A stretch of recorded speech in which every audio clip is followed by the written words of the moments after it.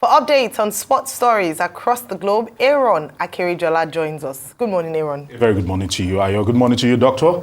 Good morning to you, Rufai. And let's start it off with the Europa League. And I must say that right now, one team just is taking the breath of football fans away. And that team is Bayern Leverkusen.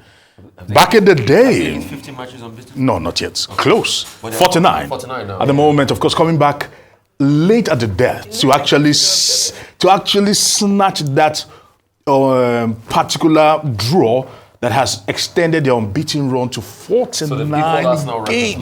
No, they've surpassed every team right now. Arsenal was 49 matches unbeaten. 49 in the league now. We're not talking about in all competitions right now. You look at that.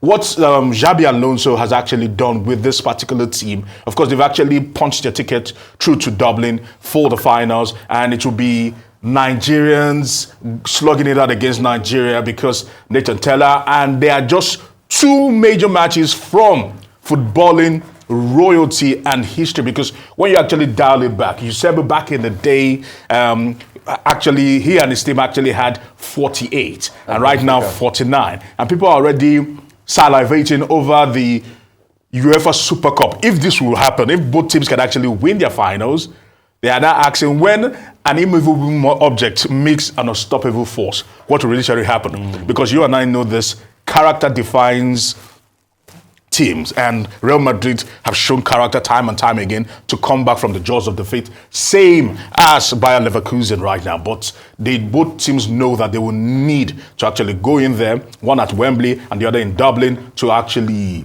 win that particular one before we can have that fairy tale meeting. But kudos to them, and kudos to Xabi Alonso and his team and what they are doing right now at the moment. They are actually the team of the season, without a doubt. Away from that, we've spoken about Victor Boniface and Nathan Teller of Nigeria, who actually plied their trades with Bayer Leverkusen. Let's move to another Nigerian who helped his team, Atalanta of Italy, punch their way through to the final of the Europa League. Of course, Ademola Lookman started off for there, and this man, talking about Pierre-Emerick Aubameyang, the man in tears literally, because he saw his hopes of actually winning a European trophy actually grew up in smoke, literally. He was in tears. Demola Lookman and the gang, Skamaka and the team, they just came together and once again put in a performance, and they are through to the finals. After having knocked out Liverpool, they are looking like they might even be the favorites to actually win this one. It ended 3-0 against Marseille, and Leverkusen 2-2 against AS Roma, and that was enough. So you see, things are actually shaping up nicely, but let's see how things actually play out. Away from that, right now, clubs in the UK and the greater part of Europe are coming together, and several other national teams are coming together to institute an action against, legal action against FIFA, because they are claiming that FIFA are overcrowding the footballing window at the moment. And it's becoming too much, because from next season, most of the teams will be playing in 36 team tournaments, because they're expanding it, and the one that has got people asking FIFA, what are you doing, has to be the FIFA Club World Cup at the end of next season. That is very expanded, and people are saying, what time is being given to the players to rest and for the teams to plan ahead of the season? But when you look at this, it's a catch-22, whichever way you look at it, because so much money is bequeathed into servicing players.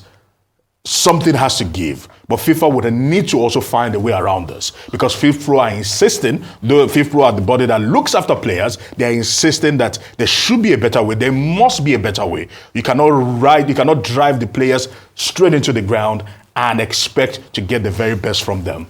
Away from that before we talk about the very bad news, we've been doing a lot of I've been doing a lot of analysis, because we've spoken about paucity of funds when it comes to sports here in Nigeria. But one particular, not sports, but one particular segment of sport that is enjoying quite a lot of cult following and sponsorship has to do with marathons. Marathons and races in Nigeria are becoming the in thing, while other sports are struggling to actually level up and actually put their heads above water or be in the black. Marathons, time and time again, are becoming the toast of how everyone seems to be doing a marathon right now. And I asked the man that actually started this whole race culture, talking about Mike Tumagbo of Padmosi, who started the Okpekpe race. Okpekpe will be 10 years, as a matter of fact. And I asked him, what's the reason behind the success that marathon enjoys, that even athletics in terms of track and field and the rest of them are not enjoying in terms of followership, sponsorship, and support from the private sector? This is what he had to say. Example, where is Okpekpe? How do you get to Okpekpe? How do you access that place? What's in that place? But the fact that to be on television, and we choose certain prime time, because like Saturdays, for example, you know, we are not putting our event at 2 p.m. or 4 p.m. where they are playing the Premier League. It's 8 a.m. And again, we are lucky to have the government of Edo State actively behind the race. They have been very nice and kind to us in terms of paying the prize money for the elites. And quickly, I need to drop this. I know we are running out of time. We must send our condolences to the Babangida family. Tijani Babangida, former Super Eagles star, lost his brother, who also played for Nigeria and won the World Cup with the Under-17 team back in 1993. They were involved in a very ghastly motor accident with his wife and his brother. It's unfortunate that the brother actually lost his life in the Abuja. Yes, Ibrahim Babangida. So we actually send our condolences to the family. And finally, this weekend,